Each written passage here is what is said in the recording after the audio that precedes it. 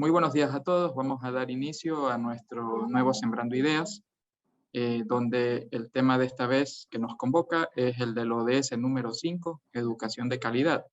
El Sembrando Ideas es un espacio creado por el Decanato de Investigación del ESPOL para reunir a un grupo de investigadores expertos en el tema que se trata durante el espacio, con el propósito de conversar y conocer sobre qué están realizando ellos y cómo nosotros quizás podríamos luego interactuar con ellos en futuros trabajos.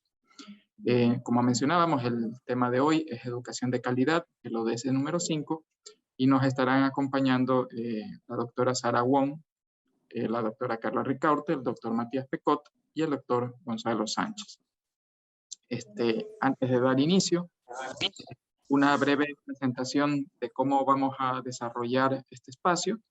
En primer lugar, iremos dando la bienvenida a cada uno de nuestros 4 panelistas, quienes, luego de presentarlos, procederán a realizar una exposición de aproximadamente 12 minutos cada uno de ellos. Desde ya les pido a los panelistas tratar de mantenernos dentro de esos 12 minutos, de ser posible, para así poder manejar bien nuestros tiempos.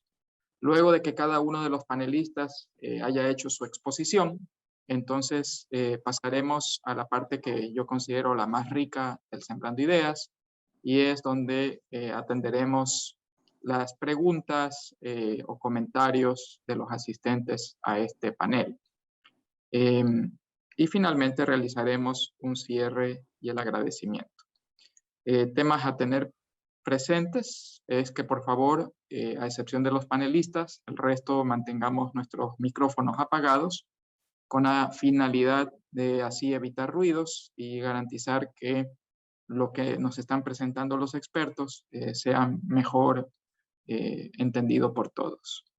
En segundo lugar, como los micrófonos van a estar apagados, entonces les pedimos que las preguntas para los panelistas las puedan ir realizando, formulando a través del mismo chat de la plataforma Zoom, ¿ya? Las cuales van a ser atendidas en el espacio de preguntas y respuestas para nuestros panelistas, ¿verdad? Pero pueden ir formulando sus preguntas tan pronto las tengan, ¿sí? Entonces, apenas tengan una interrogante, no duden en escribir esa interrogante en el chat y esa será atendida cuando lleguemos a la sección de preguntas y respuestas. Finalmente, hay que mencionar que las opiniones vertidas por nuestros panelistas son de exclusiva responsabilidad de ellos y no necesariamente corresponden a el pensamiento y opinión del ESPOL. Bien, vamos a comenzar entonces presentando a nuestro primer panelista, quien es el doctor Gonzalo Sánchez. Él es un economista graduado en la Pontificia Universidad Católica del Ecuador, quien obtuvo su doctorado en economía en la Universidad de Texas A&M. Sus principales áreas de interés investigativo son la econometría aplicada, la evaluación de impacto, la economía experimental y economía del sector público. Ha sido consultor para varias agencias como el BID, el USAID, y también ha sido jefe de investigación de la Cámara de Comercio de Quito. Es profesor del ESPOL actualmente, donde enseña las cátedras de econometría y microeconomía, tanto a nivel de pregrado como de posgrado, y es actualmente también el director del Centro de Investigaciones Económicas CIEC del ESPOL. Con ustedes, entonces, los dejo con el doctor Gonzalo Sánchez. Adelante, Gonzalo.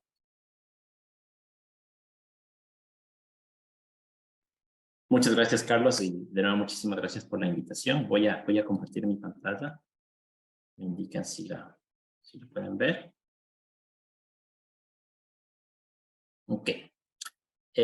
Primero, un poquito un contexto de esto. En realidad yo no me considero un experto en temas de género.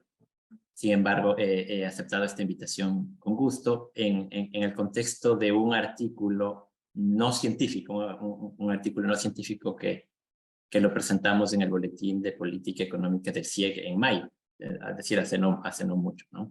Entonces, lo que les voy a presentar no es un artículo científico, sin embargo, sí es un trabajo que hacemos en el CIEG para difundir ideas, para difundir conocimiento que creemos es muy relevante. Y en este caso, el tema de brechas de género. Por cierto, este es un trabajo en conjunto con 2 investigadoras del CIEG, que son Cristel Coronel y Yamila Blum. Entonces, bueno, cuando nos reunimos para definir temas de investigación y cuando decidimos hablar del tema del género, lo poníamos en un contexto y era que el uso de las encuestas de empleo en el Ecuador no siempre es el correcto en el sentido de que se presentan diferencias sin indicar si esas diferencias son estadísticamente significativas, por ejemplo, ¿okay? O se generan números que no necesariamente tienen una interpretación correcta. Y en este caso, esto es algo que no solamente hemos hecho para género, queríamos ser muy específicos y cuidadosos en cuando se usan estas encuestas, indicar, por ejemplo, si las diferencias en realidad existen en términos estadísticos. Y ese era un poco el enfoque que le queríamos dar a este artículo. Obviamente esto está dentro de un problema general, de algo que llama la atención dentro y fuera de la academia, y este es el tema de las brechas de género, ¿verdad? Entonces empezamos este trabajo analizando el índice global de brecha de género, que evalúa la evolución de la brecha de género en varias dimensiones, específicamente la participación y oportunidades económicas, logros educativos, salud y supervivencia y empoderamiento político. Si uno analiza esto a nivel mundial para el año 2021, esta brecha es del 68%, que implica estar en el 100% implica que no hay brecha. Entonces estamos lejos de que no exista la brecha, y esto implica que tomaría 135 años, casi 136 años, cerrar esta brecha a nivel mundial. Ahora, a nivel del Ecuador, si uno ve este número específicamente para Ecuador, la situación es un poco mejor, y eso nos lleva a tener una posición 42 entre 152 países, es decir, estamos mejor que la mayoría. Sin embargo, si uno se enfoca específicamente en el tema de participación y oportunidades económicas, la posición del Ecuador es bastante más pobre. ¿Okay? Entonces, esa fue otra razón para enfocarnos, cuando hablemos de estos temas de género, enfocarnos en el tema de participación y oportunidades económicas. En ese sentido, bueno, este es un mapa de cómo está este índice de brecha de género en el mundo y cómo está Ecuador. Entonces, el objetivo que teníamos es analizar la encuesta en EMDO, la encuesta de hogares que realiza el INEC, y comparar varios indicadores del mercado laboral entre hombres y mujeres. Entonces, luego van a ver que al final del día el esfuerzo que hicimos para encontrar si estas diferencias son significativas podría parecer vano, en el sentido de que las diferencias son obviamente significativas sin necesidad de que uno calcule errores de estándar. Pero bueno, vamos a hacer rápidamente esta revisión. Y cuando uno ve, por ejemplo, la tasa de empleo bruto por género, hay una diferencia que a simple vista es muy amplia entre hombres y mujeres. La diferencia va a ser de más de 24 puntos porcentuales, ¿verdad? Y esto se mantiene. ¿Okay? Por cierto, este es un análisis que lo hicimos a propósito, si se quiere, después de los peores meses de la pandemia, porque en el tiempo más complejo de la pandemia los indicadores realmente estaban bastante locos, digamos, ¿no? Entonces, ese es un indicador que es importante, y es claramente las mujeres tienen una desventaja ahí. Cuando uno habla de la tasa de empleo adecuado por género, también hay una diferencia muy importante. Los hombres están bastante por adelante que las mujeres. Si nos vamos a un indicador que es mucho más usado, que es el de desempleo, aquí las cosas cambian. Ahora los números para los hombres en azul, perdón, para mujeres en azul están por encima, y quiere decir esto que hay más desempleo. Las mujeres se enfrentan a un problema de desempleo que es mucho más pronunciado que el de los hombres, a pesar de que aparentemente en el primer trimestre de este año esta brecha se cierra un poco. Hay otro indicador que es muy importante, es qué pasa con la tasa de empleo no remunerada, ¿verdad? Y de nuevo, en este caso, las mujeres tienen un indicador mucho más alto que el de los hombres, es decir, este empleo por el cual no se recibe un pago. Y finalmente, para terminar esta parte de indicadores, construimos esta diferencia, esta brecha para el subempleo, en el cual es en el único caso en el que aparentemente los hombres están peor que las mujeres, si asumimos que tener subempleo es malo, ¿verdad? Pero en una economía como la ecuatoriana, en la que el subempleo es tan es tan común. De hecho, eso significa, es tener empleo. Es mejor tener subempleo a no tener ningún tipo de empleo. Entonces, cuando vemos esto, les he enseñado simplemente gráficos, ¿verdad? Pero lo que quisimos hacer, y esto está en el boletín, es decir, ¿para qué casos estas diferencias en realidad son estadísticamente significativas? Y lo que van a ver, que de pronto puede ser redundante, es en que todos los casos son estadísticamente significativas y son altamente estadísticamente significativas. En particular, para las personas que de pronto no están muy familiarizadas con estos conceptos, lo que nos preguntamos aquí es, tenemos estos dos indicadores para hombres y mujeres, ¿verdad? Hombres por un lado y mujeres por otro lado, y nos preguntamos una hipótesis. ¿Es cierto que esta diferencia es estadísticamente igual a cero? ¿Verdad? Y lo que los resultados nos indican es que podemos rechazar esta hipótesis, es decir, no son iguales, ¿verdad? Y la probabilidad de que nos equivoquemos en todos los casos es menor al 1%. Es decir, en otras palabras, esa diferencia es estadísticamente diferente de cero en todos los casos. Entonces, esto vemos para la tasa de empleo bruto, luego vemos para todos los indicadores que tienen como denominador a la PEA, es decir, el empleo adecuado, el desempleo, el empleo no remunerado y el subempleo. En todos los casos tenemos diferencias que son estadísticamente significativas. Por otro lado, otra pregunta que obviamente es importante es ¿qué pasa con el ingreso? Con el ingreso laboral. Hay una brecha en cuanto a los ingresos laborales y la respuesta es que sí. También los hombres siempre en promedio tienen ingresos superiores a las mujeres en todos los periodos que hemos analizado y esa diferencia también es estadísticamente significativa. Hicimos un ejercicio adicional en el cual queríamos ver la distribución del salario por género. La hicimos en el último trimestre del 2021, pero si esto se repite para otros periodos es muy parecido. Y salta a la vista que la principal diferencia está en la cola izquierda de esta distribución. Es decir, hay una masa adicional en esta distribución para las mujeres muy cercana al cero. Básicamente con ingresos que están por debajo del salario mínimo. Si uno ve la distribución más allá, las diferencias no son tan marcadas. Además, estas dos distribuciones son estadísticamente diferentes la una de la otra. Entonces, bueno, cuando nosotros hicimos este ejercicio, nos enfocamos en el mercado laboral, hicimos esta estimación del mercado laboral, pero también hablamos de brechas en otros ámbitos, ¿verdad? Entonces, se discutió en ese momento brechas en el acceso al crédito, en el sistema financiero, en educación. También incluso hablamos de brechas en lo que tiene que ver en criminalidad. Y ese era el único caso en el cual los hombres están, si se quiere, en desventaja, es decir, la mayor parte de los crímenes violentos tienen como víctimas a hombres y la mayor parte de personas que están en las cárceles son hombres. Pero básicamente la conclusión que teníamos de ahí es que existen brechas de género que son amplias y en su gran mayoría afectan a las mujeres. Y hasta ahí había llegado el análisis de este artículo, pero quisimos para esta presentación hacer una pequeña modificación que nace de una pregunta que hicimos en el foro de discusión cuando se presentó este paper. Le hacíamos a una experta que invitamos, María Caridad Araujo, y era, ¿cuál es el rol de la discriminación en estas brechas? Es decir, las brechas existen, eso es un hecho, ¿verdad? Pero no necesariamente esto se debe a discriminación, o al menos no todo se debe a discriminación. Entonces, teníamos ahí una respuesta muy interesante, y obviamente, o digamos, si se quiere, lamentablemente no tenemos la opción de determinar si eso, o dimensionar el tema de la discriminación en el Ecuador, pero sí hicimos una revisión de trabajos que demuestran que existe discriminación. Entonces, la pregunta es en qué medida estas brechas se explican por la discriminación. ¿Y qué quiero decir por discriminación? Diferencias en indicadores del mercado laboral entre personas con las mismas características a excepción del género. ¿Okay? Esta, de hecho, es una pregunta muy difícil de contestar empíricamente.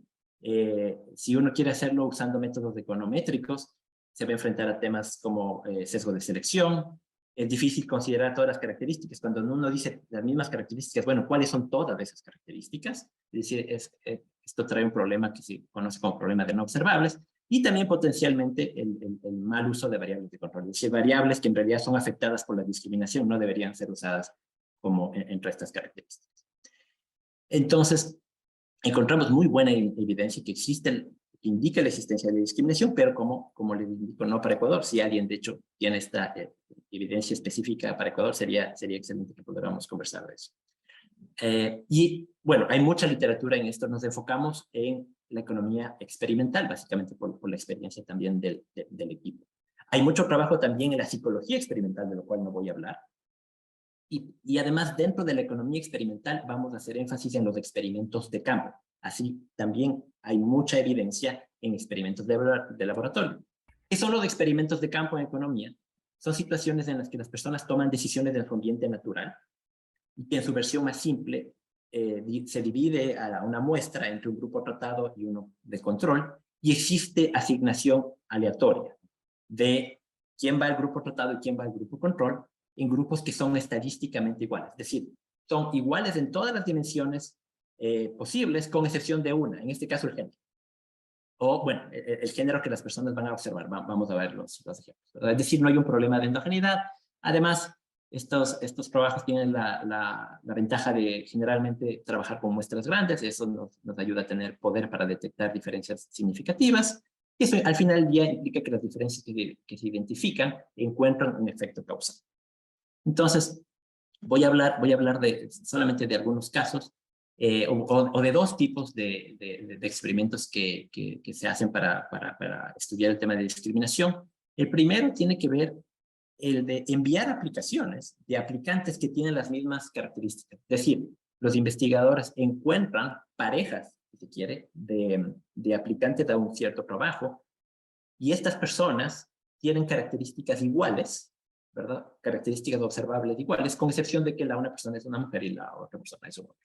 Entonces, en esto hay un paper de Newmark Bank y Van Noort, en las cuales se hacen aplicaciones de trabajo a restaurantes en Filadelfia, y encuentran lo siguiente: hay discriminación, es decir, menos ofertas. De las personas les llaman a una entrevista de trabajo, por ejemplo, hay una discriminación en contra de mujeres en los restaurantes lujosos. Y por otro lado, hay una discriminación, si se quiere, contra hombres en los restaurantes de bajo costo. ¿Pero qué quiere decir esto? Si los salarios son significativamente mayores en los restaurantes lujosos, implica que esta evidencia nos habla de que hay una brecha de género en esta industria, ¿verdad? Ahora, con este tipo de trabajos hay evidencia de discriminación en otros ámbitos. Por ejemplo, en la compra de trabajos usados, los hombres blancos reciben mejores ofertas que las personas de otro género o de otra etnicidad. En aplicaciones de trabajo de personas que tienen antecedentes criminales, hay una discriminación que es muy marcada para personas que son afroamericanas o de raza negra, pero no hay una discriminación tan amplia cuando se trata de aplicantes que son de raza blanca. Ahora, este tipo de ejercicios tiene limitaciones, como todos, y el principal es que el match que se hace entre aplicantes se hace en función de un conjunto limitado de características observadas. ¿Okay? Entonces, otro grupo de trabajos en la literatura de economía experimental, en realidad lo que hace es generar aplicantes ficticios, literalmente hojas de vida ficticias, ¿verdad?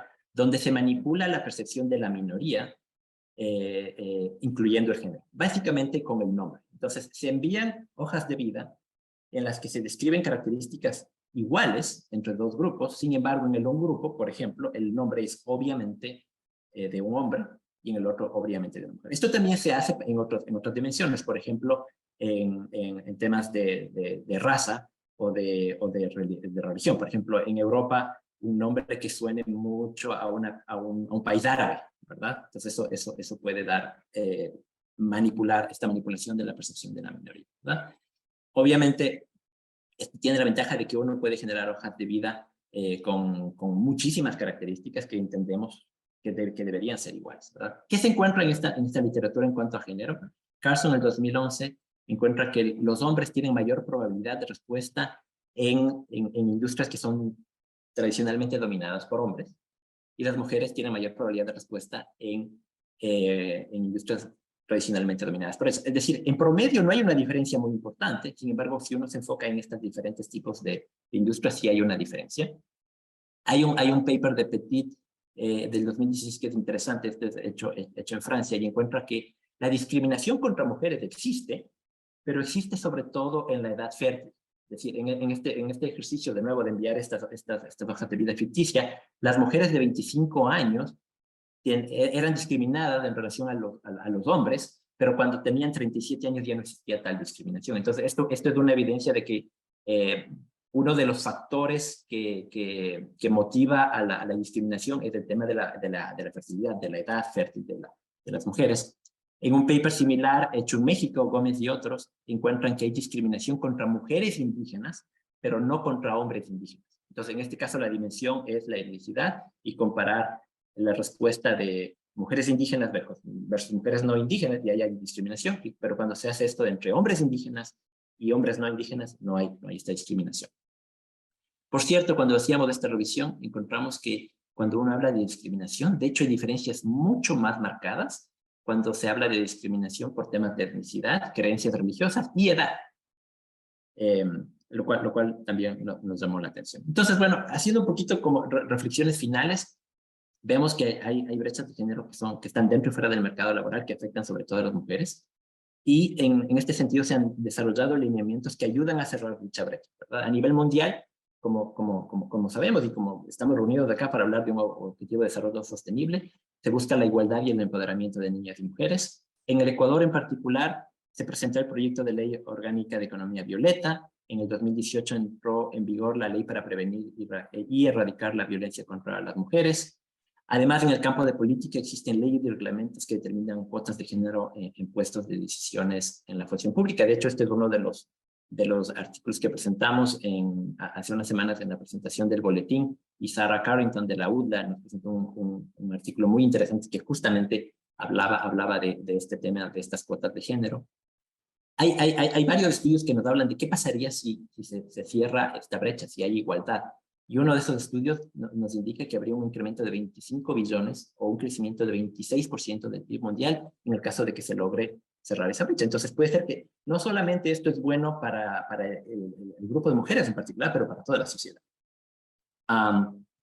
Ahora, quiero cerrar con esto. Para cerrar la brecha laboral, la brecha de género, es necesario actuar desde las políticas públicas, definitivamente, ¿verdad? Y se necesitan buscar mecanismos para crear un ecosistema de trabajo y que ayude a la inserción laboral de las mujeres. Y esto viene desde la política pública, pero quisimos también hablar un poquito de qué pasa desde el punto de vista académico y evidencia justamente de la economía experimental. Y encontramos dos cosas que creo que vale la pena mencionar. Una es el tema de los role models o los modelos a seguir. Y esto nos ayuda a romper mitos y estereotipos. Es decir, hay evidencia de que cuando las niñas ven a una mujer exitosa, por ejemplo, a una mujer que es exitosa en carreras STEM, ¿verdad? Es más probable que quieran estudiar ese tipo de carreras, ¿verdad? Y eso es importante, no solamente en el Ecuador, pero alrededor del mundo, porque este tipo de carreras tienen una baja representación de mujeres. Por ejemplo, en el Ecuador solamente el 14% de las mujeres estudian en este tipo de carreras, y por ende, este puede ser una buena alternativa para cambiar si se quiere, sesgo que existe desde un inicio de que, por alguna razón, las personas creen que no pueden participar de, por ejemplo, este tipo de carreras. Esa es una. La otra es el contacto entre grupos, ¿verdad? Y esto hace que se reduzcan prejuicios. Es muy importante, por ejemplo, en la evidencia que se ha encontrado, que los niños estudien en escuelas y colegios mixtos, que sepan desde que son chiquitos que las niñas son tan o incluso más inteligentes que los niños o más aplicadas y hábiles en diferentes aspectos. Y por ende, esa idea, ese sesgo de los niños de que las niñas no pueden estudiar matemáticas, por ejemplo, se reduce, ¿verdad? Esto incluso, de nuevo, cuando hacíamos esta revisión, encuentra que de contacto entre grupos es incluso más importante cuando uno estudia la discriminación de raza y de ingreso. Por ejemplo, un ejemplo, y con esto cierro, en el campo, en experimentos que se han hecho en Estados Unidos, cuando personas en un campus universitario tienen aleatoriamente asignado a una persona de raza negra, es mucho menos probable que después desarrollen estos discursos discriminatorios contra los afroamericanos, por ejemplo. Entonces, eso es lo que teníamos para hoy. De nuevo, repito, este es un trabajo que se hizo en conjunto con Yamila Plúa y Cristel Coronel. Muchas gracias. Muchísimas gracias, Gonzalo.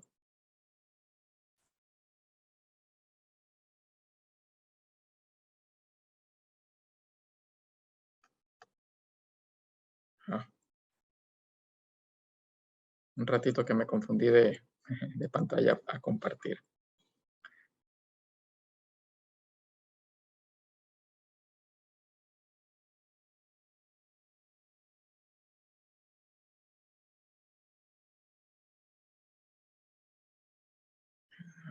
Acá está. Mil disculpas. Ok, Me pasé mucho entonces, de los 12 muchísimas... minutos, creo que sí. No, estamos bien, creo que estamos Ok. bien. Gracias, Gonzalo. Muy interesante. Recuerden, por favor, que pueden irnos haciendo llegar sus preguntas para los panelistas a través del chat del Zoom. En cualquier momento pueden ir formulándolas en el chat, ¿no? Vamos ahora a proceder a presentar a nuestros dos siguientes panelistas, porque el siguiente espacio va a ser presentado por dos colegas. En primer lugar, la doctora Carla Ricaurte, quien tiene un doctorado en política pública y planificación de turismo, obtenido en el Reino Unido. Es miembro del grupo de investigación en turismo marino costero y profesora titular de la Facultad de Ciencias Sociales y Humanísticas de la ESPOL.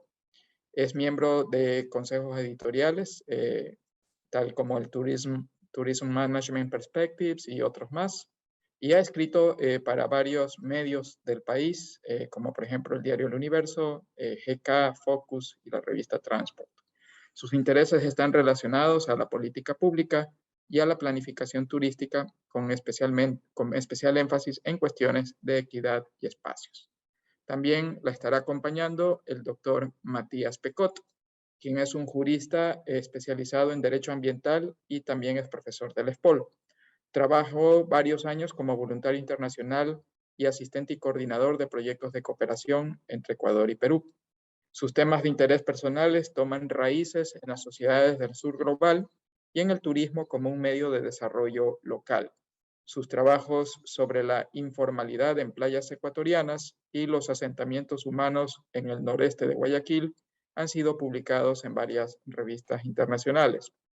Como miembro activo de la comunidad politécnica, es actualmente coordinador del grupo de investigación en turismo marino costero y también actúa como miembro principal de la comisión de investigación del ESPOL. Con ustedes entonces a los doctores Ricaurte y Pecot. Adelante, Carla y Matías. Hola, buenos días. Bueno, Matías y yo vamos a presentar parte de los resultados de un proyecto que hemos hecho en conjunto con otros investigadores, ya les voy a comentar.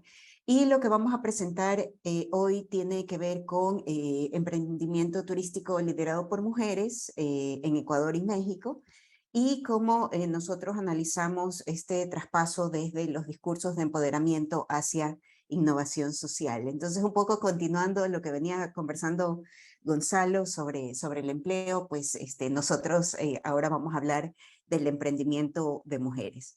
El proyecto fue financiado por el gobierno australiano a través de su Cónsul de Relaciones Latinoamericanas, y pues llevado a cabo por ESPOL, el Tecnológico Nacional de México, el de San Luis Potosí y la Universidad de Griffith, que lideró el proyecto. Entonces, el objetivo del proyecto era empoderar a mujeres emprendedoras del turismo para que sean exitosas en mercados internacionales a través de entrenarlas en competencias digitales no empresariales. Sin embargo, esta sección que vamos a conversar hoy tiene que ver con la reflexión acerca del proyecto de cooperación en sí, y responde a 3 preguntas de investigación que teníamos una vez que el proyecto, la parte de transferencia y capacitación concluyó. Entonces, ¿cuáles eran las barreras, sesgos y riesgos de fracaso en un proyecto de desarrollo para mujeres emprendedoras?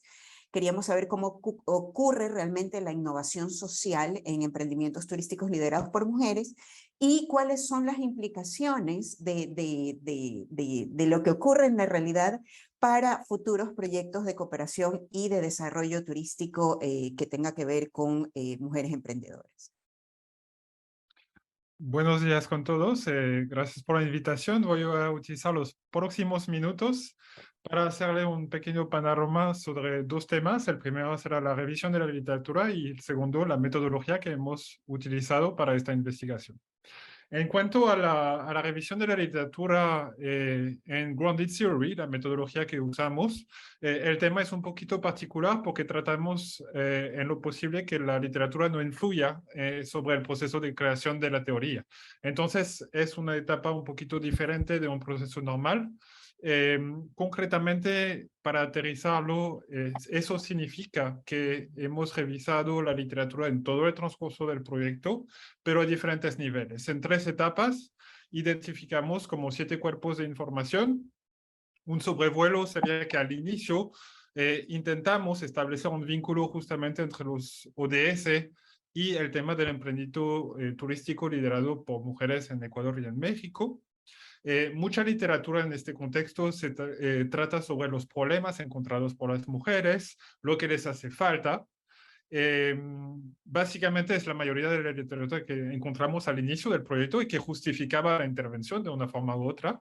En la segunda etapa de la revisión estábamos más bien tratando de dar una perspectiva a lo que estábamos encontrando a partir de la investigación de campo, y ahí aparecieron papers interesantes donde se hablaba del rol de la mujer en la transformación social, pero también de algo que nos sonaba, de las dificultades que los proyectos de cooperación tienen para trabajar de forma eficiente con las mujeres, y este tema del empoderamiento y sus límites.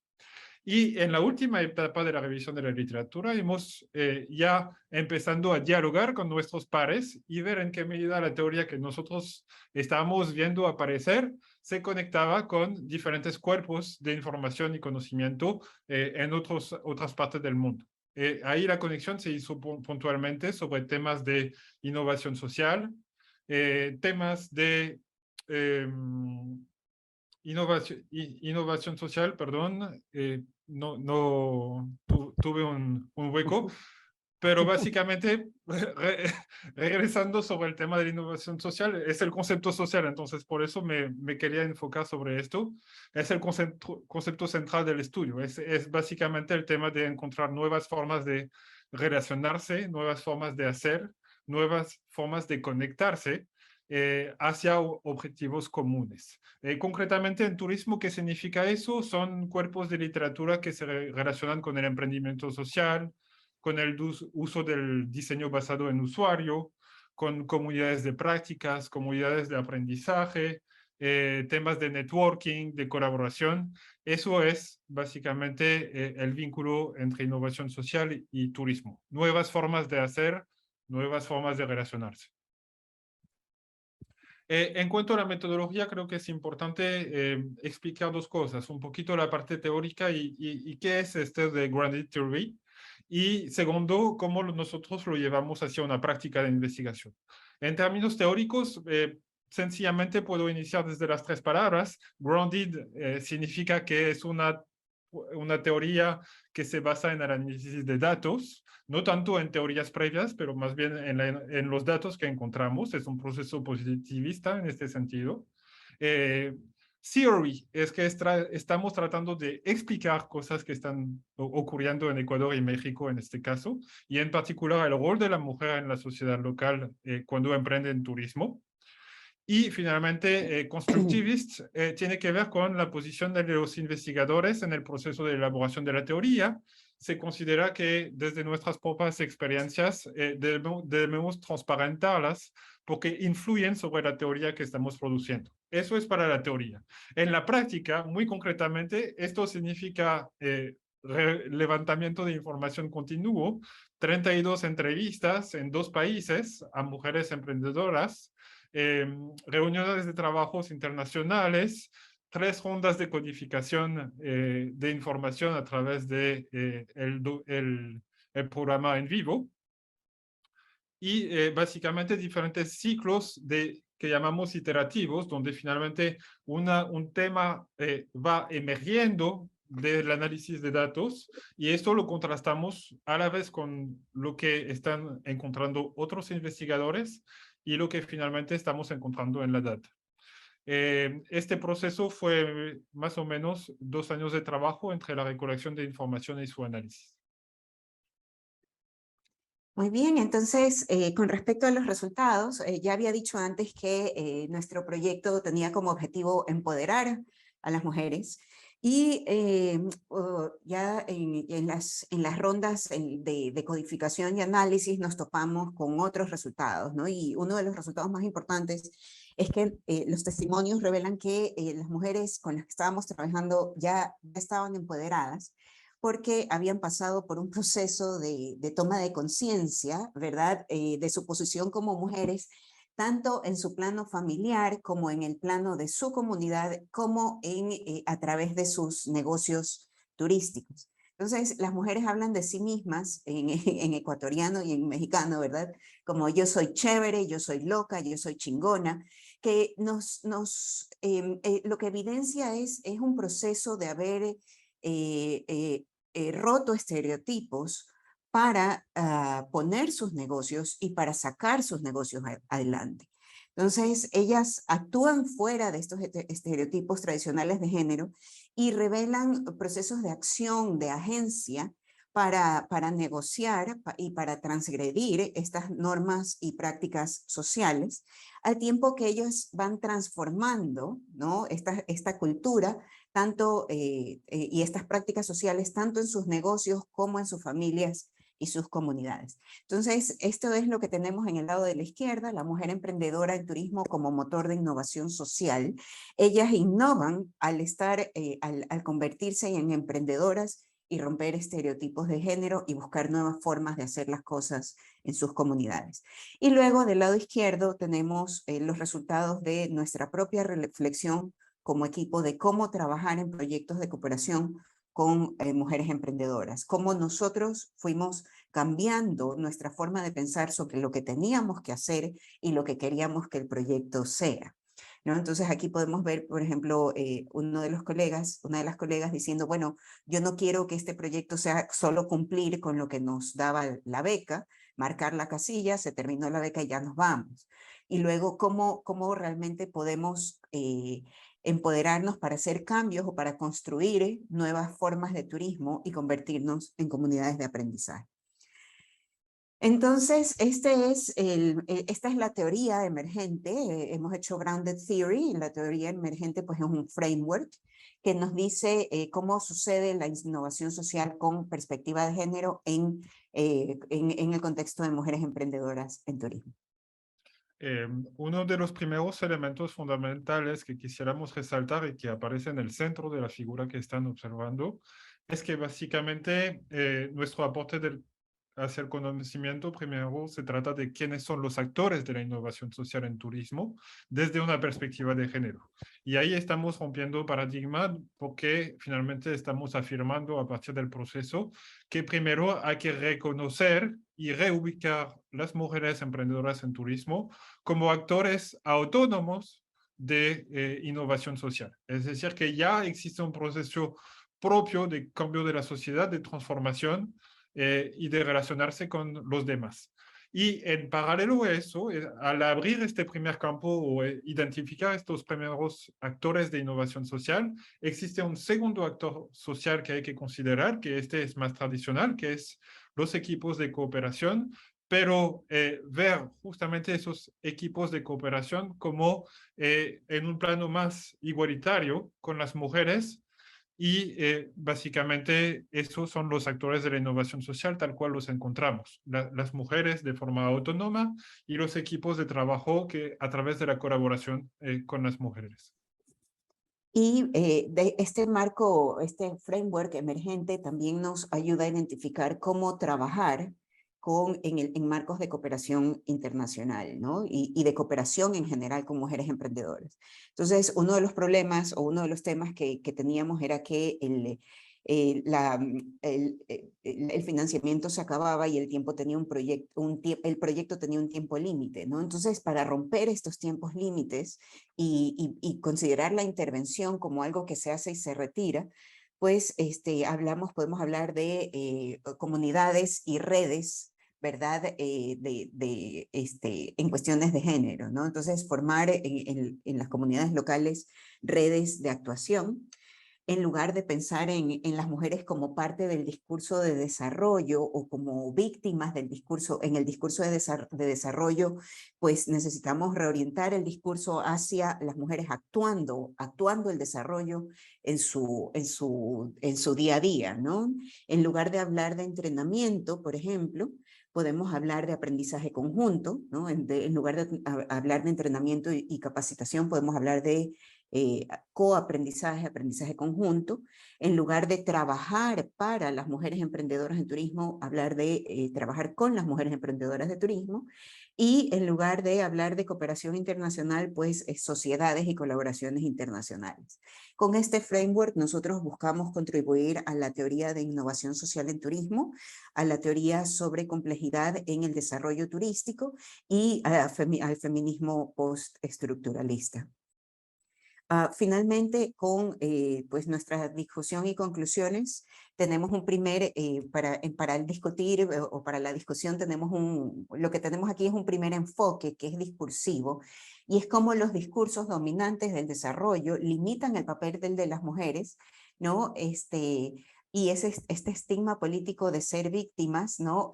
Debe ser cuestionado. Entonces, nuestro marco destaca, en el contrario, que las mujeres prosperan, empoderan a otras mujeres, empoderan a miembros de su familia. Entonces, lejos de hablar de empoderar a otros o de transferencia de conocimiento o tecnología a otros, podemos hablar de empoderamiento conjunto o de creación conjunta de conocimiento.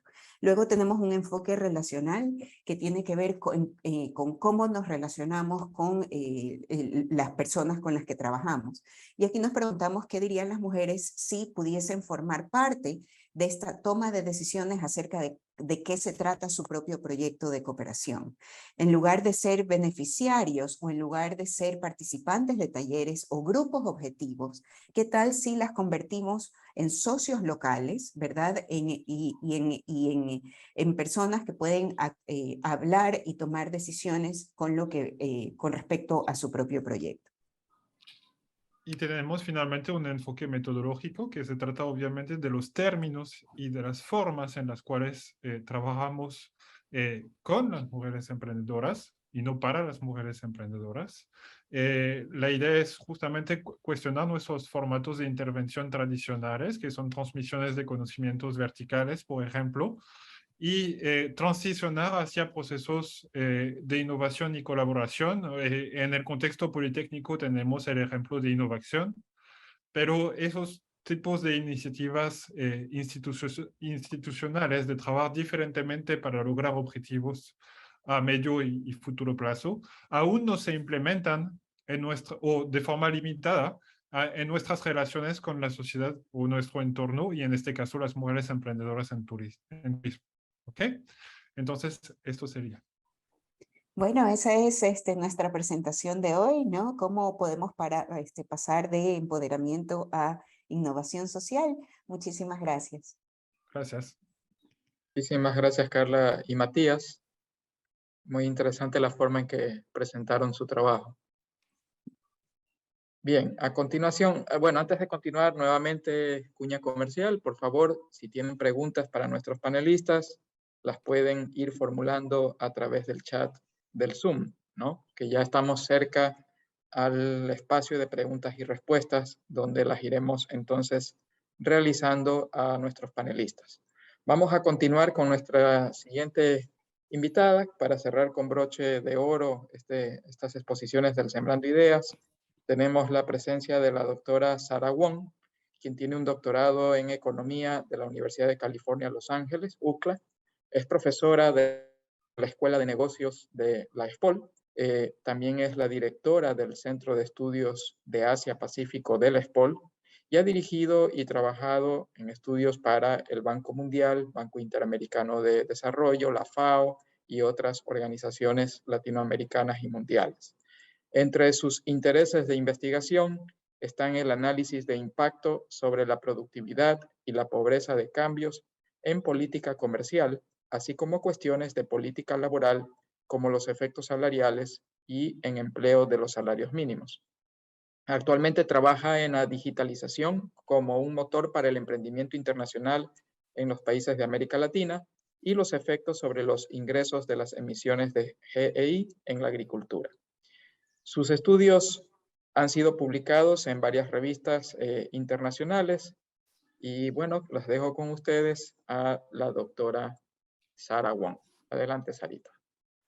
Muchas gracias, Carlos, por esa generosa presentación y han sido muy interesantes las presentaciones de los colegas. Vamos ahora a hablar sobre un tema que más bien yo quisiera es aportar desde el punto de vista de políticas públicas, como vemos que mis colegas han tenido también ese interés. Y cuando el decanato de investigación me propuso hacer esta presentación sobre el trabajo que había hecho de impactos de salarios mínimos, pensé que sería interesante conectar ese trabajo y otros que son relacionados con el tema de los ODS 5, que es un objetivo de desarrollo sostenible sumamente importante para nosotras como mujeres, pero también para la economía del país, como ya lo ha mencionado también Gonzalo. Entonces quisiera dividir mi presentación y esta va a ser como una especie de cierre también, porque quisiera recordar qué son los ODS 5 rápidamente, cómo de esto podemos enfatizar políticas claves como son la laboral, y dentro de la laboral, ahí voy a presentar en la segunda parte los trabajos que hemos hecho sobre salarios mínimos y otros relacionados, y brevemente al finalizar, qué nos depara el futuro con respecto a estos ODS 5. Entonces, yo creo que los mensajes claves son estos. Aquí el que quiere ya salir de su casita puede irse porque estos son los mensajes claves, pero lo interesante va a ser la discusión que vamos a tener, como bien lo señalaba Carlos. Entonces, mensaje clave, tenemos ODS, Objetivo de Desarrollo Sostenible número 5, que se refiere a igualdad de género y empoderamiento de mujeres y niñas, muy importante, en la cual vamos a ver 9 metas y nos vamos a enfocar en la última, sobre políticas. Sabemos que las políticas ayudan o no. En particular, quiero enfatizarme en las de mercado laboral, como son las de salarios mínimos, y protección social. Y a futuro, discutir que es importante estar conscientes de que debe haber esa igualdad de oportunidades. Aquí la palabra clave es igualdad, igualdad, igualdad. ¿De qué? De oportunidades. Y basada fundamentalmente en un trato no discriminatorio. Esa es una palabra clave que también ya la mencionaron antes. ¿Cómo podemos conseguir eso? Bueno, hay leyes, obviamente hay un marco legal que debe ser muy importante, pero para esto necesitamos datos. Aquí tenemos una pata bastante coja en nuestro país y una evaluación de políticas y programas y planes, como por ejemplo las de mercado laboral, pero también otras, como de salud, educación, etc. Aquí vamos a enfatizar las de tipo laboral, que no quiere decir que las otras no sean importantes. Entonces, rápidamente, ¿qué son los ODS 5? Para recordarnos, sabemos que se refiere a igualdad de género y empoderamiento de mujeres y niñas. Esa última parte muchos no la recuerdan, pero es importante también hablar de esto, ¿no? Empoderamiento de mujeres y niñas, para que la búsqueda también de igualdad de género parta de nosotras. Vamos a ver la definición de qué es género. Quizás muchos ya la conocemos, quizás otros no lo recordamos, pero se refiere a roles, comportamientos, actividades y atributos de una sociedad determinada en una época determinada, o sea, esto es contextual, en el tiempo, que considera apropiados para hombres y mujeres. La palabra clave de nuevo es igualdad. Igualdad de género se refiere a la igualdad de derechos, responsabilidades y oportunidades de las mujeres y los hombres y de las niñas y niños, porque este tema tiene que ser inculcado a los pequeños, que van a ser el futuro de la patria. La igualdad no significa que seamos iguales, sino que haya igualdad de oportunidades, de derechos, responsabilidades, y que aquellos no dependan de si una persona nació con determinado sexo u otro.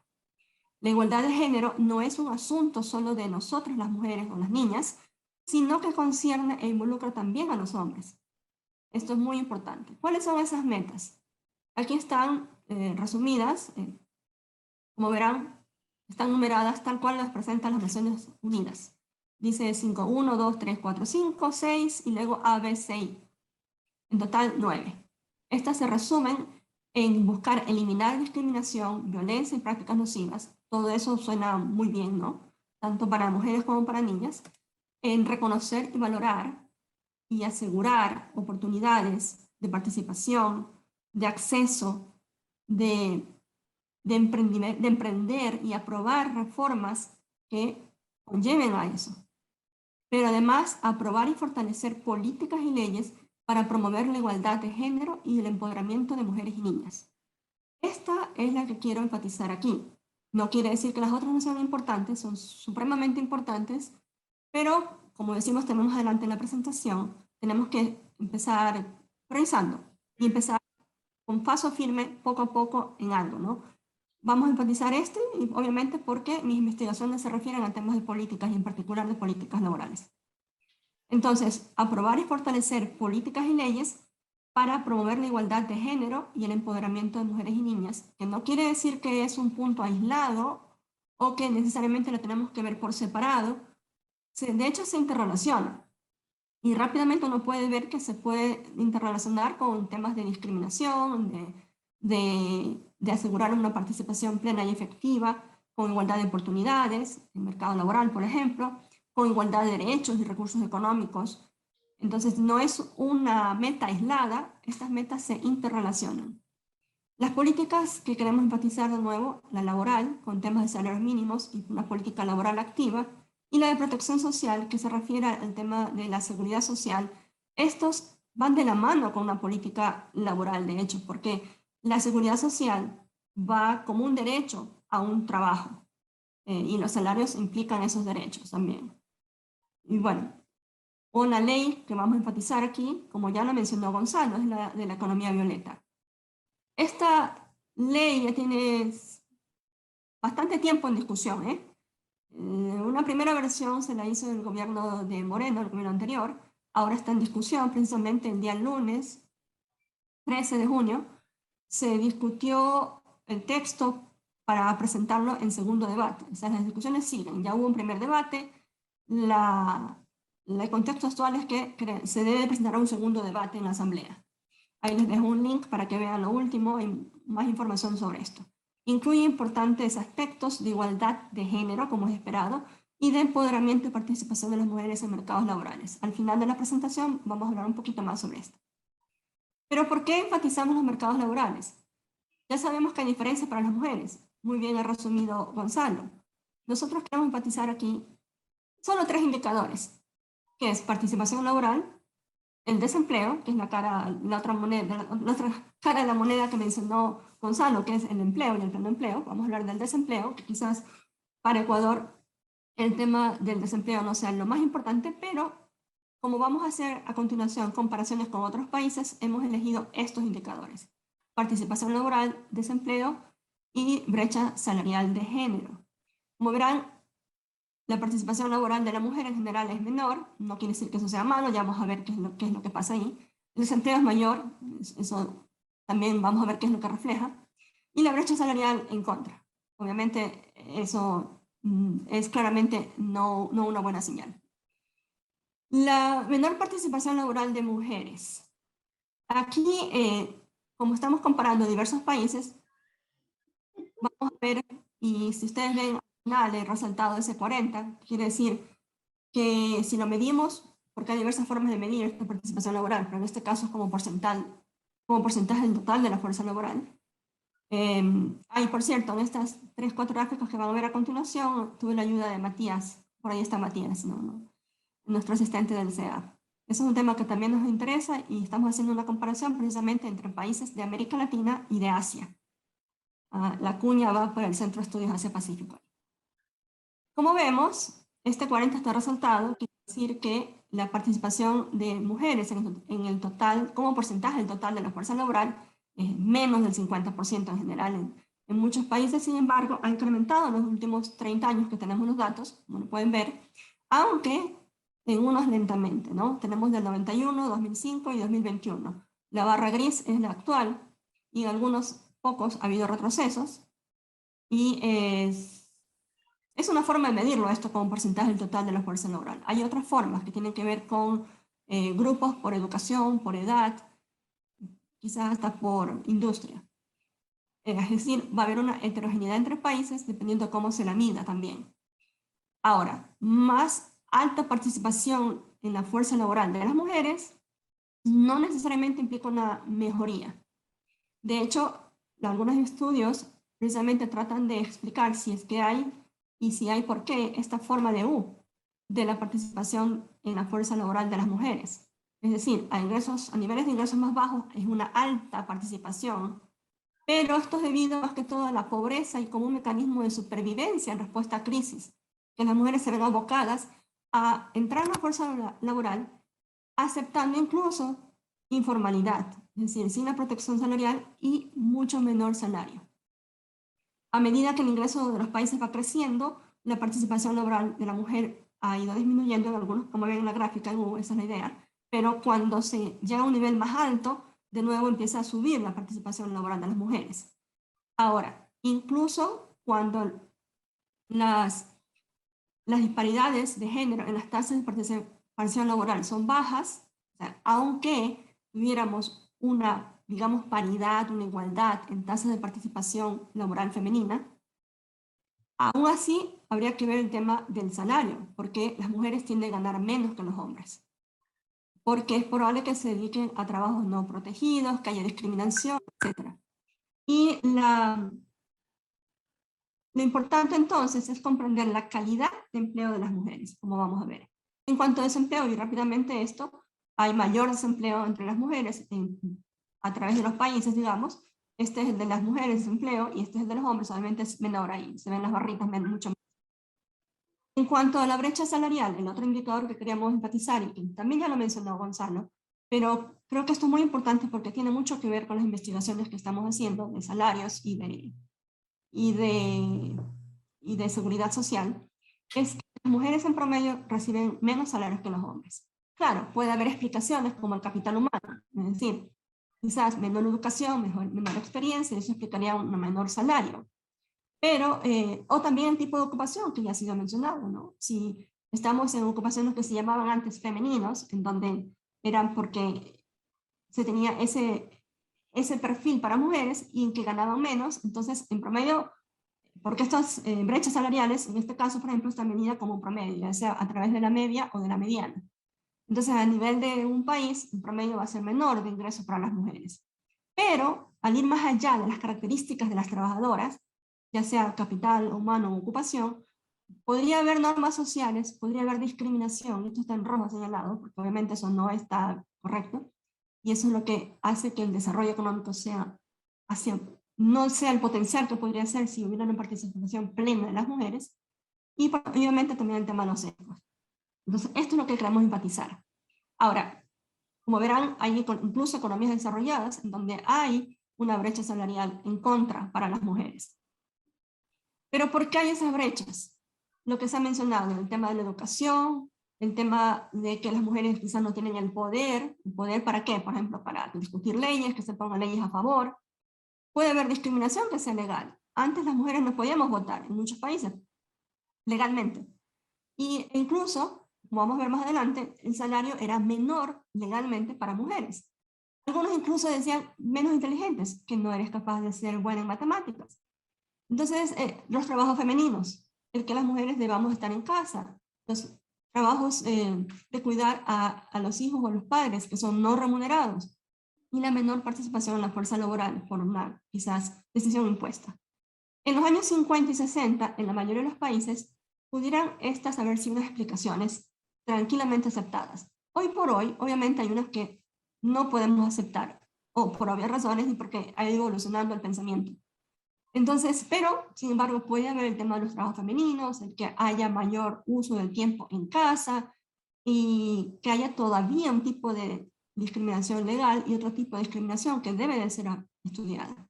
Y por supuesto está el tema de las normas sociales, ¿no?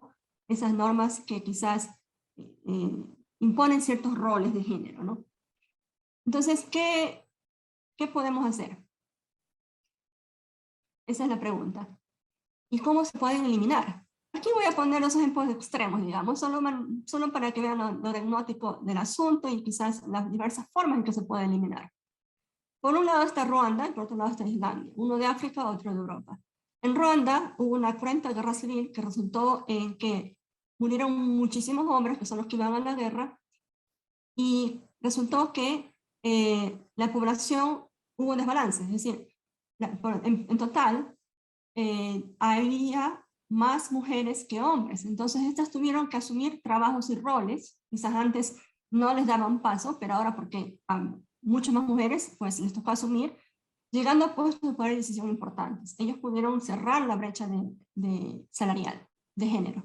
En Islandia se fue por el lado de la legislación, que ha ido evolucionando, y tienen leyes para la igualdad en periodos de maternidad y paternidad, que son no transferibles. Esto es sumamente importante, porque se ha mencionado que el tema de la discriminación en edad fértil para las mujeres, pero es que solamente por la fertilidad, ¿qué hay detrás de eso? Están, por ejemplo, el tema de las licencias, que involucra un costo para las empresas. Si la mujer tiene que ausentarse por el periodo obvio de maternidad y del cuidado del bebé, y además los temas postnatales de mayor cuidado, pero la licencia no es igualitaria para el padre y la madre, entonces el costo va a ser mayor para una empresa de contratar a una mujer, no un hombre. En países nórdicos como Islandia, la legislación implica igualdad en periodos de licencia para maternidad y paternidad, y que no son transferibles. Es decir, no es que el padre dice, no, sabes que yo no, solo la madre se lo transfiero. No es así, para ambos es igual. Que no sea concurrente, sí. Puede ser que primero sea la madre y luego el padre, pero eso pasa. Y esto lo sé de primera mano porque tengo colegas en esos países, ¿no? Entonces, y por tanto, el costo para una empresa de contratar a un hombre o una mujer es el mismo. Entonces, eso es lo importante de discutir. Bueno, debemos estar conscientes entonces de las potenciales diferencias basadas solo en el hecho de ser mujeres o niños, ¿no? El tema de brechas salariales, de empleos, que conllevan o que se explican por una falta de igualdad de oportunidades y un trato discriminatorio. Por esto nos vamos a enfocar en políticas para mejorar, como son las políticas laborales, de protección social. Esto tiene que ir de la mano con una legislación y con datos. Esto es sumamente importante. Bueno, y aquí vamos al tema de nuestras investigaciones. Los salarios mínimos hemos estudiado, y aquí voy a ser más breve, quiero ir al mensaje de la investigación. Ustedes lo pueden ver publicado al final de la presentación. En cada slide tengo las referencias. Ustedes pueden hacer clic allí e ir a la referencia para ver completo el trabajo, ¿no? La pregunta nuestra en esta investigación que fue publicada en el World Development es: ¿cuáles son los efectos del aumento de los salarios mínimos en el 2012 sobre los salarios y horas trabajadas de los trabajadores de bajos salarios? ¿Por qué enfatizamos en los bajos salarios? Porque el salario mínimo afecta por ley a trabajadores asalariados, valga la redundancia, pero es así como está definido. Es decir, hay ciertos trabajadores que no son afectados, por ejemplo, por definición, los informales, y los del gobierno que tienen otra escala salarial, por ejemplo, ¿no? Y sobre todo van a afectar esos incrementos a aquellos que están en la escala de remuneración más baja. El salario mínimo podría llevar a un ajuste en cantidades. Aquí lo ilustramos con un esquema de oferta y demanda. En el mercado laboral, la oferta son los trabajadores, la demanda son las empresas. Entonces, la idea de un salario mínimo es poner a un salario por encima del que estaría en el mercado, ¿no? Para beneficiar a la oferta, o sea, a los trabajadores. Pero esto puede llevar a un ajuste en cantidades, ya sea por el número de empleados o número de horas trabajadas por empleados. El ajuste por horas puede ser para incremento, para disminuir o no modificar. El tema del salario mínimo es si realmente se lo va a aplicar por las empresas, es decir, si va a ser respetado, y si es así, ¿a quién va a afectar y por cuánto? Un poco quisimos responder a estas preguntas.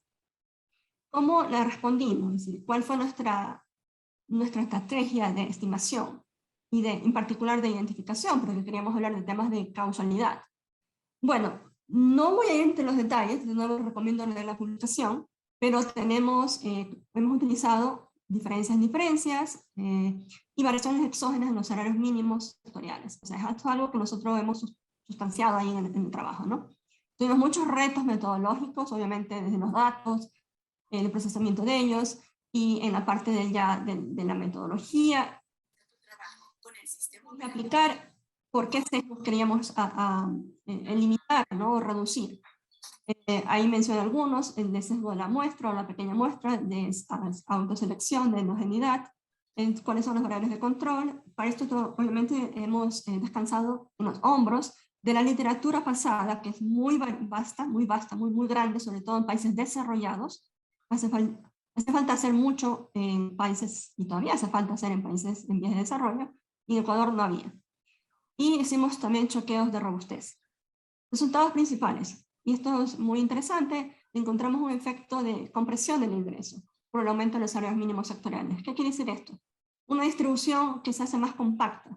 en donde por un lado tenemos que los salarios mínimos incrementan el ingreso de los ingresos de los trabajadores de ingresos más bajos, y por el lado de los más altos, los tienden hacia un poquito menos. Es decir, si uno podría también estudiar la distribución del ingreso, uno diría que se hace más igualitaria. Esto es algo también que queremos hacer en el futuro. También hay un efecto faro. Efecto faro quiere decir que también se ha afectado el ingreso de trabajadores que no están sujetos a la legislación de salarios mínimos, como los que mencioné. Y efectos heterogéneos por tipo de trabajador. Por ejemplo, y aquí voy a enfatizarme en el tema de las mujeres, es que hay por el hecho de ser mujer, tu salario mínimo se va a incrementar, sí, tu salario se va a incrementar, por efecto del incremento de los salarios mínimos, pero menos que el incremento que obtienen los hombres. Y también obtuvimos efectos en horas. Y en horas encontramos lo mismo, una disminución en las horas sí vimos una disminución. Ojo, en el salario hubo un incremento, pero menor de los hombres, en las horas hubo una disminución, en las horas en promedio de las mujeres. Por otro lado, y esto lo menciono también como algo interesante, es que encontramos un aumento en las horas trabajadas para los jóvenes. Esto está de acuerdo con la literatura, que hay poca, de nuevo, para el estudio de horas, y en particular para jóvenes, pero la que encontramos va de la mano de lo que hemos encontrado nosotros para los jóvenes. Entonces creo que estos resultados son interesantes de estudiarlos en el contexto de estos ODS que nos ocupan ahora, el número 5. ¿Por qué esas diferencias en efectos sobre las mujeres? Es decir, efectivamente un mayor salario, pero menos que el aumento en los hombres, y menos horas trabajadas en promedio por las mujeres. ¿Es que acaso se debe a falta de oportunidades, a discriminación? Por ahora no tenemos una respuesta, porque no fue la pregunta que nos hicimos, no fue la pregunta que quisimos responder en nuestro estudio. Pero eso es muy interesante, muy importante de plantearlas y responderlas en el futuro. Tenemos muchos más datos de mercado laboral para Ecuador, justo para datos de antes de la pandemia, que bueno que Gonzalo mencionó los de después, durante y en la pandemia, digamos, todavía estamos en la pandemia. Nosotros tenemos datos de antes, les invito a hacer clic en ese link y verán un libro sobre reformas en el Ecuador contemporáneo, solo sobre políticas en Ecuador, muy interesante todo el libro. En nuestro capítulo de mercado laboral en particular podrán ver muchos datos sobre las políticas laborales en Ecuador.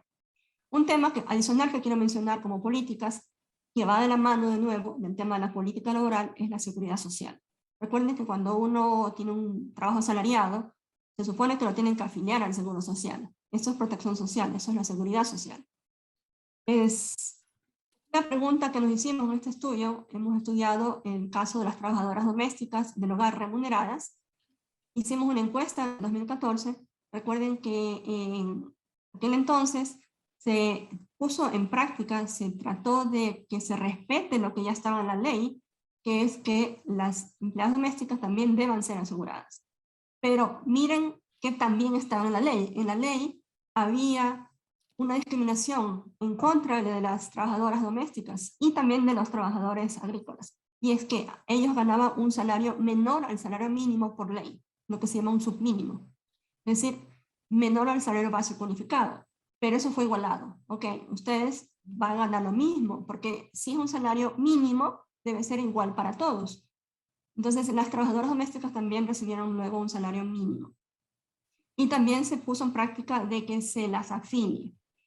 La pregunta que nos hacíamos en esta encuesta, que fue para trabajadoras domésticas, ellas respondieron, es si realmente conocían, una de las preguntas que hicimos, es si realmente conocían los beneficios de la seguridad social. Y el tema es que ellas no lo conocían, y es que tienen un poco nivel de educación, algunas eran incluso analfabetas, viven en temas de pobreza, marginalidad. Entonces no podían ejercer su derecho a los beneficios de seguridad social si no los conocían. Y el interés, no solo obviamente por temas de ética, de respeto a la igualdad de género, pero es que además ellas han representado un considerable porcentaje del empleo remunerado, y esto es un impacto en la economía del país. Y otra pregunta es, ok, si nosotros hacemos respetar este tema del beneficio de la seguridad social, hay un impacto en el costo de quienes son los empleadores de las trabajadoras domésticas remuneradas, y estos son los hogares. ¿Qué va a pasar con sus ingresos y el trabajo? De nuevo, si nos recordamos la gráfica de oferta y demanda, quiere decir que probablemente podría haber desempleos, despidos de las trabajadoras, o menos horas o menos ingresos para ellas si van al final a trabajar menos. Lo que encontramos precisamente es esto. Esto es un trabajo en realización, no está publicado todavía, y esto sugiere impactos negativos en salarios y horas trabajadas de las trabajadoras que deberían sopesarse frente a los beneficios esperados para ellas de la afiliación a la seguridad social, ¿no? Y sabiendo que en aquella encuesta de 2014 no van del todo. Es decir, debe de haber un mayor esfuerzo tanto del lado de la oferta, que son ellas, para que ellas no conozcan los beneficios sociales, como por el lado de la demanda, que son los hogares, los empleadores, para que ellos también puedan pagar, puedan cubrir el costo más alto que implica la seguridad social. Y aquí es interesante notar que incluso en países desarrollados, los hogares pueden recibir subsidios para el pago de la seguridad social de los empleados domésticos, de las trabajadoras, que en mayoría son mujeres en la mayoría de los países. En Ecuador representan como un 96% de mujeres trabajadoras domésticas. Entonces, es importante eso. Entonces, a futuro, enfatizando de nuevo el tema de las políticas, las leyes y los datos dentro del contexto de los ODS de igualdad de género, tenemos la ley de la economía violeta, en donde los principios son de igualdad, no discriminación, transversalidad, progresividad y autonomía. He puesto resaltado igualdad, no discriminación, autonomía, que se refieren a los individuos, es decir, a las mujeres y niñas, y el tema de transversalidad y progresividad, que es a la forma de aplicación de la ley. Conexa con esta ley de economía violeta, hay programas y planes que son muy diversos, y algunas como empresas. Hay temas diversos, temas financieros, licencia de maternidad y paternidad, que de nuevo aquí hay que tener cuidado en cómo se las plantea. Además, el tema de guarderías, y otros que tienen que ver con producción, con emprendimiento y mercado laboral. Hay una necesidad de desarrollar capacidades para las mujeres. ¿Cuáles, por ejemplo? Las digitales, porque eso las haría llevar a empleos que son de más calidad, ¿no? ¿Cómo? Quizás a través de estos cursos en línea masivos. En todo caso, debido a que los recursos son escasos, debemos de priorizar problemas y soluciones. Para esto es importante, para hacer un diagnóstico de la situación e ir monitoreando las mejoras, los datos. Hay que recolectar e incorporar la perspectiva de género en la recolección de los datos. Sabemos que hay diferencias de capacidad, de acceso de datos, de recopilación de datos, ¿no? A nivel de país, de región, de municipio, pero es importante ir incorporando esta recolección de datos y la perspectiva de género, ¿no? Para ello se pueden desarrollar capacidades, quizás con las universidades, con colaboración de nosotros, y el hecho de priorizar los temas. Nosotros hemos hecho énfasis al tema de las brechas salariales.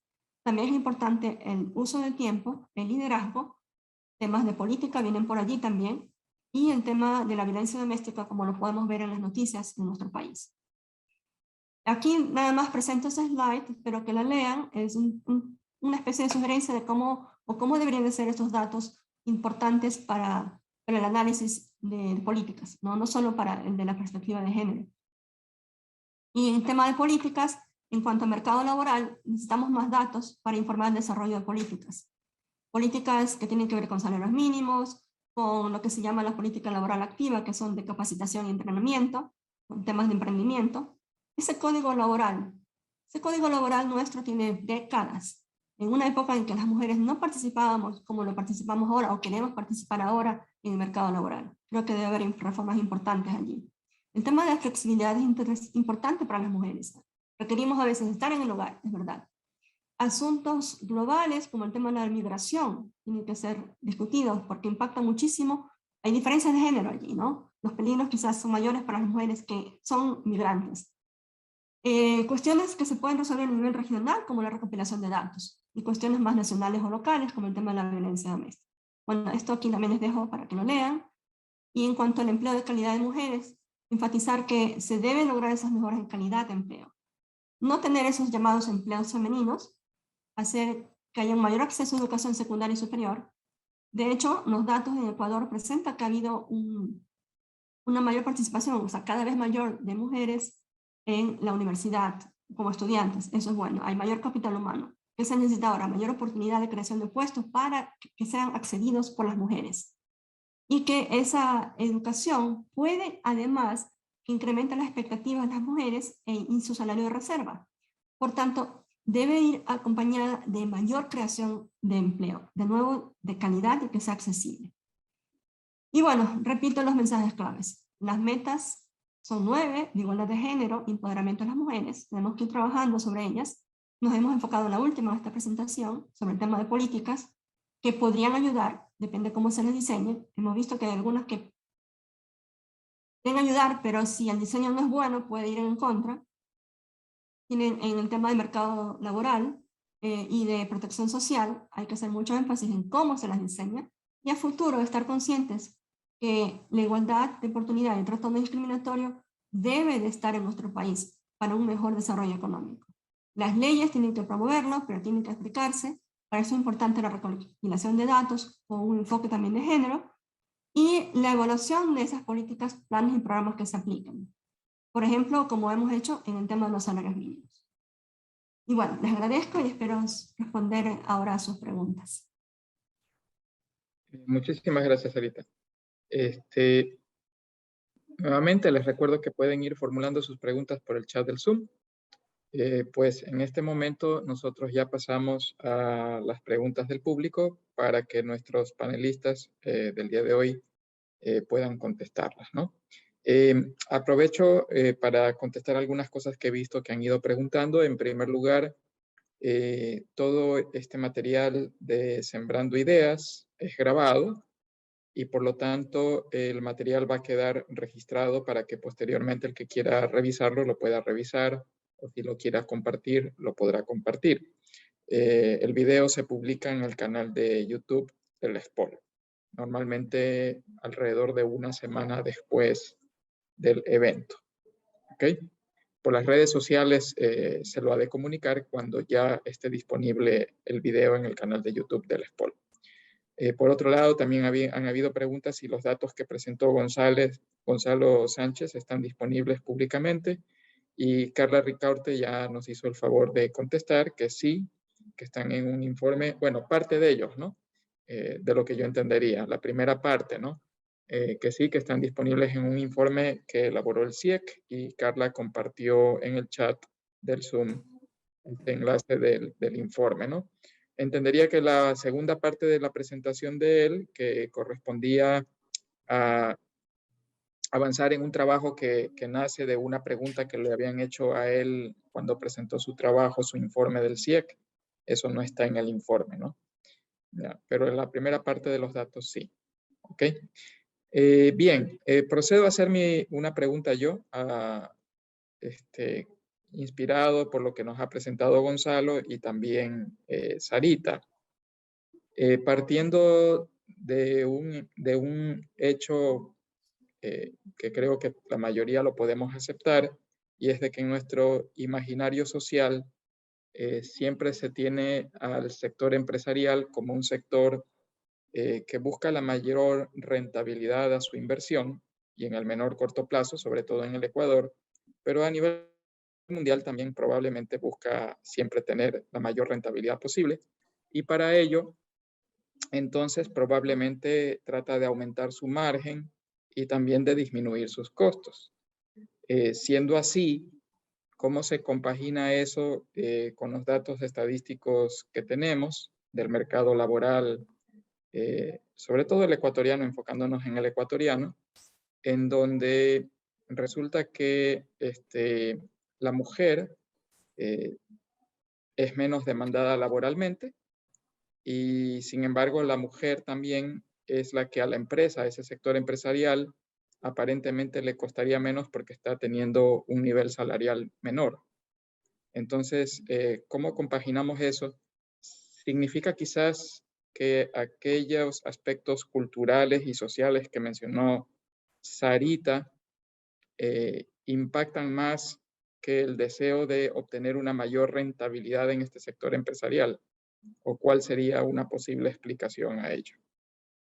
No sé si está clara mi pregunta, Gonzalo y Sarita, ¿no? Sí. Sí. No Porque sé si hay como una paradoja ahí, ¿verdad? Para mí existe como una paradoja en eso, entonces... Yo no lo veo como paradoja, yo veo ahí dos temas diferentes allí. Hay que diferenciar, ¿no? Por un lado, realmente la mujer cuesta más, entre comillas, si consideramos que puede haber el tema de precisamente, hay que diferenciar por edades la mujer, ¿no? Y las diferencias, las brechas salariales están en esas edades fértiles, como lo ha mencionado Gonzalo, y el tema es porque ahí viene por el costo. Realmente ahí cuesta más la mujer, en el sentido de que si tiene un niño o una niña, entonces la empresa tiene que, bueno, 3 meses de más, y luego está el tema del tiempo para la lactancia. Es un costo mayor, y sin mencionar lo que implica estar fuera del trabajo. A veces un trabajo no puedes, así dicen, estar fuera, ¿no? Entonces, por un lado viene eso. Por otro lado, si tenemos que ver los extremos o los trabajos que se llaman femeninos, o los niveles salariales por ocupación, por responsabilidad del cargo. Entonces, en un extremo están los salarios bajos, quizás el ejemplo que veíamos en Casilla en ese. Por otro lado también está bueno, en el otro también, en el otro extremo, cuando estás en el salario más alto. Pero ¿qué pasa con las posiciones de dirección en las empresas? Hoy por hoy, quiero mencionar este ejemplo que está pasando en las economías desarrolladas. Justo a las noticias en esta semana, porque renunció la directora de Meta, es una de las que ponía la bandera de que las mujeres estamos rompiendo el techo de cristal. Estamos hablando del otro extremo de la posición en el trabajo laboral, ¿no? Entonces, ese techo de cristal supuestamente estaba siendo golpeado y ahí roto por estas señoras. Sin embargo, muchas de ellas han ido saliendo, y la última en salir de aquel movimiento en Estados Unidos o en otros países desarrollados acaba de renunciar. Entonces, ¿qué está pasando? Hay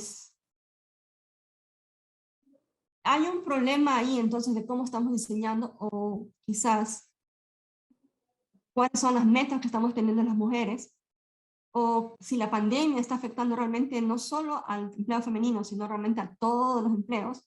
Hay varias preguntas que se deben en ese sentido. Yo no le veo como una paradoja lo que tú dices, porque de nuevo hay que diferenciar temas de edades, hay que diferenciar temas de posiciones y de ocupación y de responsabilidad en los trabajos. Sí lo veo como explicación económica lógica el tema de tener un sesgo en cuanto al costo de la mujer, si hay esas licencias, que no son iguales para los hombres. De nuevo, el caso de Islandia, que lo puse, si tú pones el mismo costo para hombre y mujer en el tema de la maternidad y paternidad, no va a haber esa brecha o se va a reducir, incluso se puede eliminar, como lo han demostrado algunos países, esa brecha salarial de género. Entonces, por ese lado, realmente la mujer es más costosa, sí. Y por otro lado está el tema de que a las mujeres, si no se les da oportunidad de acceso, y si no se les dan las condiciones necesarias, por ejemplo, que haya también ayuda para el cuidado de los niños, como son las guarderías, entonces no van a poder acceder a los empleos. Si no hay una flexibilidad de horario, no vamos a poder acceder a los empleos. Entonces, eso son las cosas que uno tiene que estar discutiendo.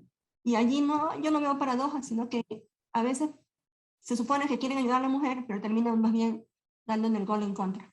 No sé, Gonzalo, ¿tú qué opinas?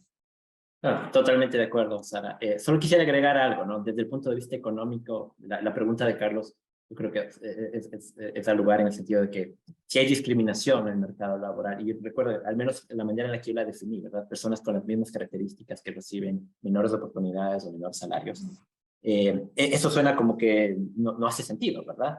Sin embargo, hay dos maneras. La teoría te habla de dos tipos de discriminación, ¿verdad? La discriminación que es de taste-based discrimination, es basada en preferencias, y esa definitivamente es porque esa sí no es profit maximizing, ¿verdad? Es decir, en esa una persona decide que no quiere trabajar con alguien porque no le gusta trabajar con esa persona, a pesar de que podría generar más dinero al hacerlo. Y eso obviamente no es eficiente. El otro tipo de discriminación es lo que se llama la discriminación estadística. Y en la discriminación estadística puede ser que esa persona cree que en promedio, déjame poner un ejemplo, en promedio en Estados Unidos la gente cree que los latinos son menos productivos que los blancos, por ejemplo, por poner un ejemplo. Si eso es cierto, a pesar de que el empleador ve dos personas igualitas, pero hay esa fama de que los latinos trabajan menos, prefiero ir a trabajar con el blanco porque si soy risk averse, ¿verdad? En promedio, es posible que encuentre o que tenga una persona con mayor productividad. Este segundo tipo de discriminación no es una discriminación que no sea una buscadora de maximización de beneficios. Sin embargo, puede existir, y la manera de romper esa es simplemente con este tema de los role models, ¿verdad? A medida que las personas, que todos nos demos cuenta que las mujeres pueden hacer lo mismo mejor que los hombres, este tipo de discriminación debería reducirse, ¿no? Y ahí puede haber un rol muy importante, por ejemplo, de las universidades, de promover a mujeres en áreas que comúnmente no han sido, no han tenido una mayor participación, o incluso en la política, como nos hablaba Sarah Carrington hace unas semanas, ¿verdad? Es decir, el hecho de que un líder sea mujer rompe esos mitos y rompe ese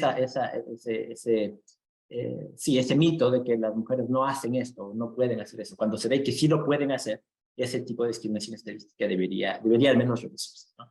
Entonces, y bueno, y cuando hablo de discriminación estadística, hay estudios que hablan de temas mucho más complicados, ¿verdad? Es decir, no solo en promedio las personas son más productivas en un grupo que en otro, pero también podríamos hablar de la varianza. Si me puedo topar con es más probable que me tope con una sorpresa, buena o mala, si contrato, por ejemplo, a una persona que tiene antecedentes penales.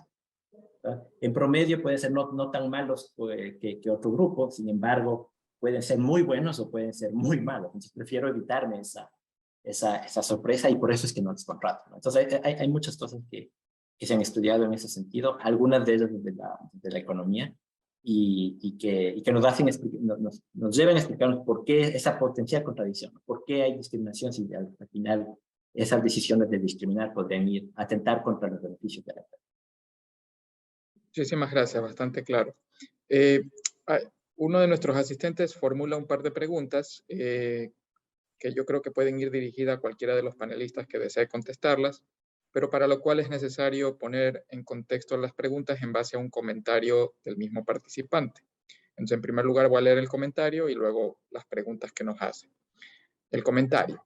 El objetivo de dar permiso por nuevos nacimientos y embarazos a padre y madre es igualar el costo de contratar a un hombre al de contratar a una mujer. Esto hace que ambas demandas empresariales por trabajo de hombres o mujeres sean cercanas. Esto sería mejor si fuera obligatorio para el padre o la madre, y también si no fuera excluyente del otro. Lo pide uno, entonces el otro no. O sea, que los dos lo deba tomar y la empresa paga. Basado en ese comentario de contexto, vienen las preguntas. Primera pregunta. Esto ya se aplica en Ecuador, me parece. Está preguntando si le confirman si esto ya se aplica en el Ecuador y desde cuándo. Desde el año pasado, pregunta él. Y la segunda pregunta es, ¿qué otro tipo de acciones así, de este modo, se podrían tomar o se han tomado en otros países? No sé si algún panelista quiere responder. Yo les puedo comentar algo. Justo lo que mencionaba, ¿no? Es en cuanto a la licencia de maternidad y paternidad, que deben de ser iguales, tanto para el hombre como para la mujer, y no transferibles. El tema es que si son transferibles, que yo creo que ese es el caso de Ecuador, entonces quedamos en lo mismo. Porque si al final le van a decir al padre o a la madre, tú eres la que te vas a quedar, entonces no estamos igualando el costo. En otros países, como les mencionaba en Islandia, es igual tiempo para el hombre e igual tiempo para la mujer. Y son no transferibles, es decir, lo tienen que hacer o sí ambos. No quiere decir que lo hagan al mismo tiempo, de nuevo. Yo pongo el caso de una colega mía. Ella tuvo su bebé, en su país son de hecho 2 años. No necesariamente tienen que ser los dos, padre y madre, al mismo tiempo. De hecho, ella lo tomó primero como por varias razones, ¿no? Ella es la que tiene el bebé y les puede dar de lactar. Y luego viene el padre. Entonces ese niño se desarrolla con sus padres en los primeros años, que son fundamentales. Luego ya vendrá también la escuela y empieza una cadena de otros participantes. Es una comunidad también el que desarrolla el niño. Entonces la respuesta 1, ¿esto ya se aplica en Ecuador? Yo creo que no todavía, porque sí es transferible y la idea es que no sea transferible. Y en otros países se da, sí, ya se da. Mencioné, por ejemplo, en Islandia, Y otro que yo conozco de primera mano es Austria. Licencia para ambos y no transferible. Y quizás qué otras acciones de este tipo se podrían dar. Las guarderías es importante. En otros países hay esos temas de tener lugar donde dejar a los niños. El tema de educación desde temprana edad. Educación que vaya, bueno, esa ya es otra discusión de cómo sea la educación, ¿no? Pero esos son temas interesantes si hablamos del tema de el costo mayor que tienen actualmente las mujeres o están en la edad fértil, ¿no? La potencialidad de tener un bebé y quién lo cuida, cuándo lo cuida y cómo lo cuida.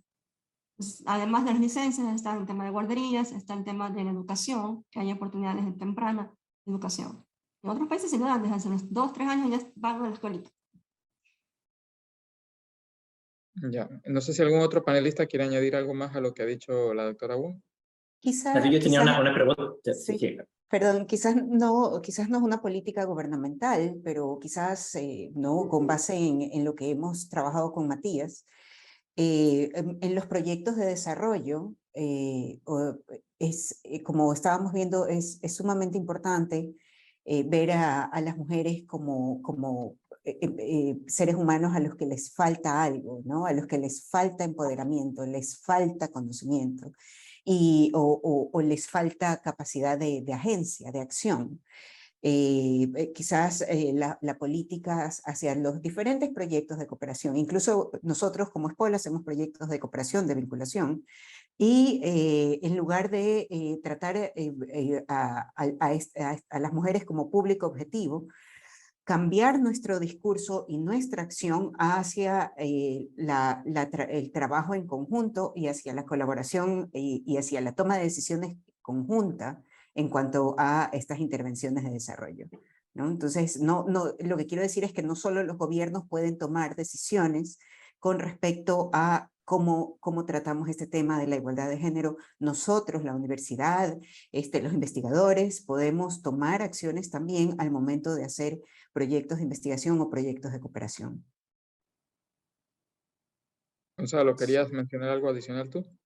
No, bueno, de hecho era más bien una pregunta de mi parte, que en el caso, tal vez para Sara, en el caso de los países de alto ingreso que tienen permiso de paternidad y maternidad, ¿eso todavía lo paga las empresas o lo paga el Estado? Porque esa sería otra manera de romper el incentivo perverso, ¿verdad?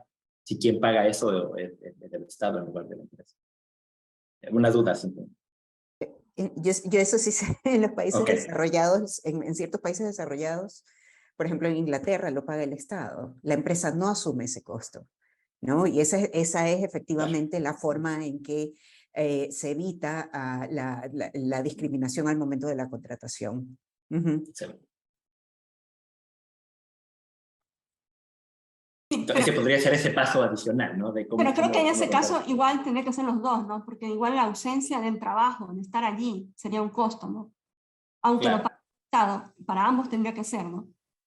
Claro, el tema que lo pague el Estado ya es importante, pero además para ambos igual tendría que ser. En cuanto a que lo pague el Estado, el tema de la seguridad social para las trabajadoras domésticas, yo conozco que, por ejemplo, en países desarrollados de Europa también el Estado paga parte de eso, es un subsidio. Ya, tienes que emplear a una trabajadora, pero te voy a cubrir parte de lo que cuesta la seguridad social, para que obviamente tenga que tener seguridad social. Algo que nos preguntaba Fabricio Sansi, y hasta donde yo entiendo en el Ecuador, si bien es cierto hay permiso de paternidad, pero es mucho menos generoso que el de maternidad. Creo que son 2 semanas, si no me equivoco. Es que esa es la cuestión, entonces, tiene que ser igual y no transferible. Exacto, entonces es bastante Sí. Bien, tenemos dos preguntas adicionales de la misma persona. La primera es si existen datos sobre la reducción de estas brechas, ¿no?, que estén disponibles, y también sobre la percepción de los hombres en cuanto a su rol para la reducción de estas brechas. Pero Sara nos presentó alguna evidencia importante comparando varios países y varios periodos en los que entiendo la tendencia sí es de una reducción de la brecha. En los datos que yo tengo son tan corto el tiempo de análisis en que en realidad no veo eso. Pero si uno ve un rango mayor, creo que sí. No sé si me equivoco, Sara. Sí. Sí, hay una... depende cómo la midas, ¿no? Pero en general lo que se ve es una tendencia a través de los países, o sea, a través del tiempo, a una reducción de la brecha, es correcto. Sin embargo, ahí hay que ver cómo se interpretan ciertos desarrollos, ¿no? Por nivel de ingreso, incluso en otros países puede ir bajando, subiendo. El tema, ¿cómo ha afectado el COVID ahora? Eso es muy importante también de ver. En algunos países ha aumentado en estos últimos 2 o 3 años. Pero sí, digamos que a lo que estábamos en los 90, a lo ahora es menor la brecha en general. ¿Y existen estudios que muestren la percepción de los hombres en relación a estos temas? Bueno, yo no soy experto en eso, pero entiendo que sí hay desde el punto de vista de la economía experimental y sobre todo en esas dos temas que yo hablaba de los role models y de los grupos, cuando los hombres interactúan más con las mujeres, básicamente cambia esa perspectiva, especialmente en el segundo caso. Es decir, si tengo un grupo que solo son de hombres, los niños tienden a ser más machistas, si se quiere, ¿verdad? Pero sí, se han creado en un grupo heterogéneo, es menos probable. Y esto también, como les decía, también hay evidencia incluso por el tema de racismo. Entonces, no soy experto en eso, he leído muy poco, pero entiendo que sí hay, al menos cómo lograr que los hombres cambien esa manera de pensar, sí hay. Entonces, presentando mujeres exitosas, por ejemplo, eso hace que cambien la manera de pensar. Haciéndoles que interactúen con más mujeres, hace que cambien esa manera de pensar. Pero no sé detalles, no recuerdo detalles. En turismo quería comentar que el primer informe mundial sobre brechas de género en turismo lo presentó la OMT en el 2010.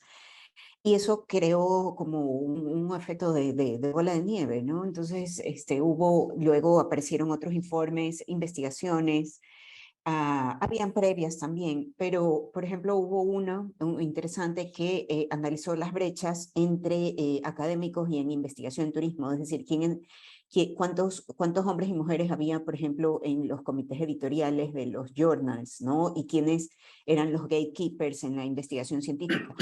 Y el tema con publicar este tipo de reportes es que, al menos en nuestra comunidad, los journals se cuidan muchísimo, no todos, pero se cuidan muchísimo de mantener no solo igualdad de género, sino también otros tipos de representaciones como edad y etnia, ¿no? Y países de procedencia. Entonces, a veces solo la publicación, o en un entorno pequeño como es el turismo, de todas maneras, pues ya influye en la actuación.